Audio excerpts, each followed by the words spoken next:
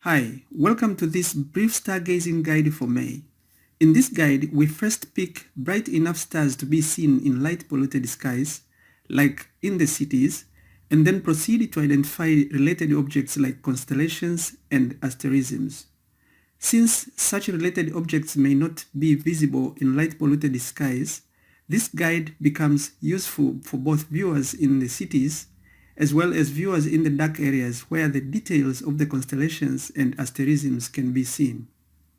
The illustrations that we use here were obtained from Stellarium app, but you can also use Stellarium web found at this address to navigate the sky in the same way. The objects in this guide are approximately in the position they would appear to a viewer located about 50 degrees north of equator between 11 p.m. and midnight in May. Now, here is the summary of what we are going to see in this guide. In the east and northeastern sky, we are going to see the stars Vega and Deneb. We are also going to see the constellation Lyra and the asterism Northern Cross. In the south and southwestern sky, we are going to find the stars Arcturus, Spica, Denebola, Regulus, and Algebra. We are also going to find the constellations Bootes and Leo the Lion, and the asterisms Spring Triangle and the Sickle. While looking south, we will raise our eyes to look straight above our heads to find the Big Dipper asterism. In the west and northwestern sky, we are going to see the two stars of the winter hexagon that are still visible, Pollux and Capella. In the northern sky, we will find the northern star Polaris and the constellation Cassiopeia and Ursa Minor, which is also known as the Little Dipper asterism. Let us begin with the east and northeastern sky.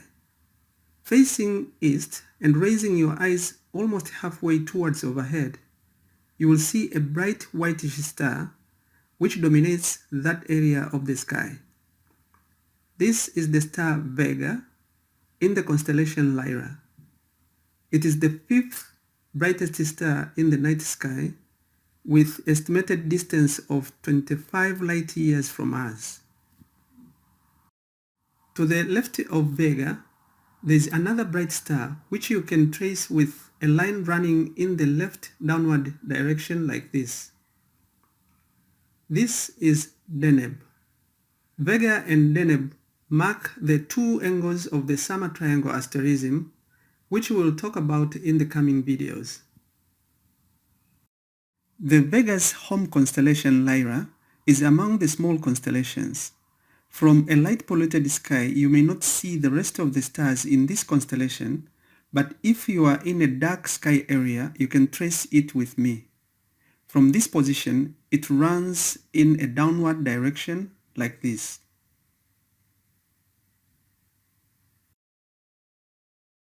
Now, back to Deneb. Deneb is in the constellation Cygnus. It is the farthest star that is visible even in urban skies. Some sources show that the distance of Deneb from us is 2,600 light years. This star is the head of the Northern Cross asterism, which is part of the constellation Cygnus. To trace the Northern Cross from Deneb, draw a line in the right downward direction to the next bright star like this, and then proceed to other two stars that may be hard to see in light-polluted areas like this. From this star here, trace one star in the up rightward direction, which you will probably find easy to see, like this, and another one of similar brightness in the down leftward direction like this. This completes the Northern Cross asterism. Let us now turn to the south and southwestern sky. Looking south and raising your eyes high up, there is a bright reddish star that stands out from the rest. This is the red giant Arcturus. It is the brightest star in the constellation Bootes. It is the third brightest star in the night sky, about 37 light years away.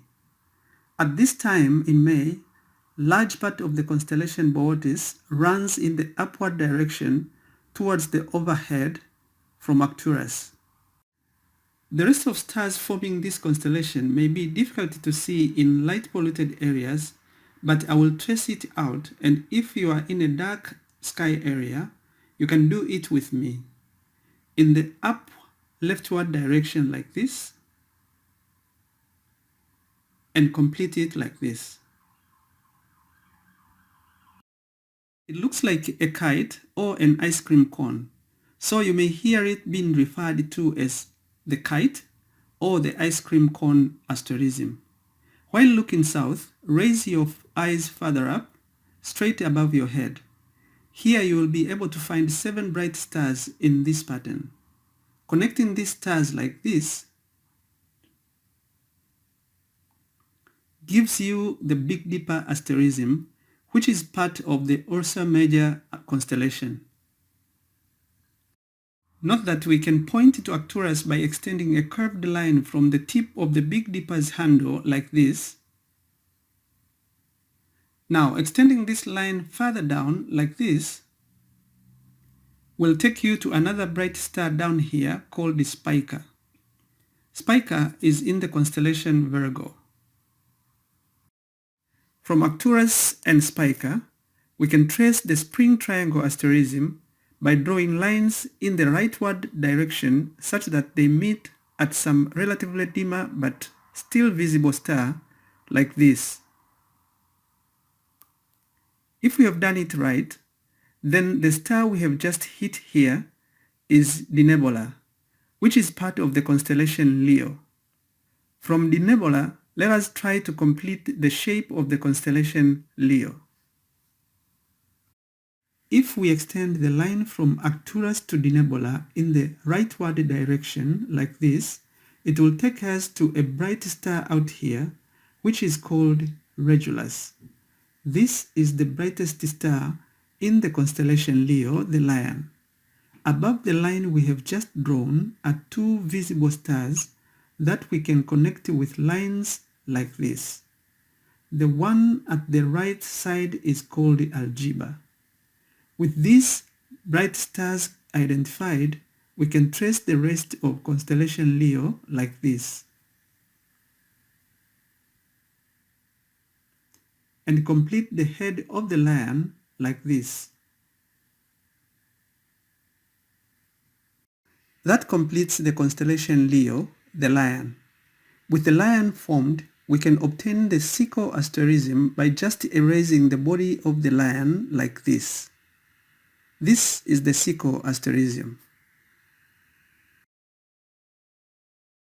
Turning to the west and northwestern sky, most of the bright stars of winter are gone, but we remain with 2 from the winter hexagon asterism: Pollux in the constellation Gemini and Capella in the constellation Auriga. These 2 are bright enough to spot easily. My favorite way of spotting them is to look at the star pairs that they are part of. Let us try to find them that way. Looking west and raising your eyes above the trees or nearby houses and slightly to your right, you'll be able to see a pair of bright stars that stands out. Looking further to the right, you will see another pair in which the 2 stars are not as close to each other as those of the first pair, and the one to the far end is much brighter. The star on the left of the pair we spotted first is Pollux, and the other is Castor. They are both in the constellation Gemini, and they are the heads of the twins. The star to the far end of the second pair is Capella, the 6th brightest star in the night sky. The other one is Menkalinan. They are both in the constellation Auriga. Lastly, let us turn to the northern sky. Looking north and raising your eyes up, try to spot these stars that form a W shape when connected like this.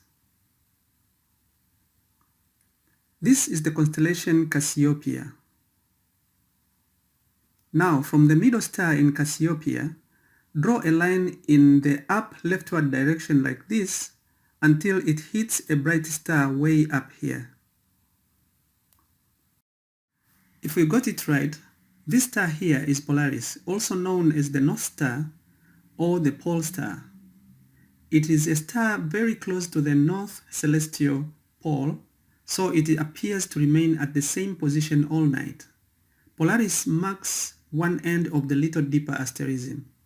The stars in the middle of this asterism are too faint to see from a light-polluted area. If you can, trace the Little Dipper asterism with me in the upward direction towards overhead like this.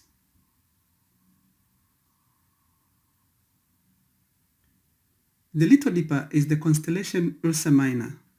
To complete the northern sky visit, let us also find the Big Dipper asterism while looking north. Draw two lines from the two bright points of the Little Dipper in the up leftward direction like this until you hit another bright star. See if by connecting these three stars you get a right angle triangle shape like the one we see here. If you got it right, then the star at this end is the tip of the Big Dipper asterism, whose shape proceeds like this. I find this right angle triangle approach to relating the Little Dipper and Big Dipper quite helpful. The most commonly way used of relating these asterisms is to use the pointer stars at the end of the Big Dipper and extending a line from them until it hits Polaris.